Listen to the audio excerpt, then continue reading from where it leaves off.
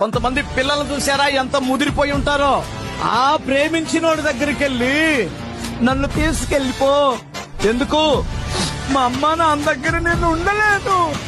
ఏ సైతాను పిల్ల ఎక్కడున్నావో ఇను, ఆడి దగ్గరికి వెళ్ళి నన్ను తీసుకెళ్ళిపో, లేదంటే నేను చచ్చిపోతాను. అరే మీ అమ్మ వాళ్ళ ఇంట్లోనే కదమ్మా ఉంటున్నావంటే, మా అమ్మ నాన్న దగ్గర నేను ఉండలేదు. మరి ఎక్కడుంటావే సైతాను పిల్ల?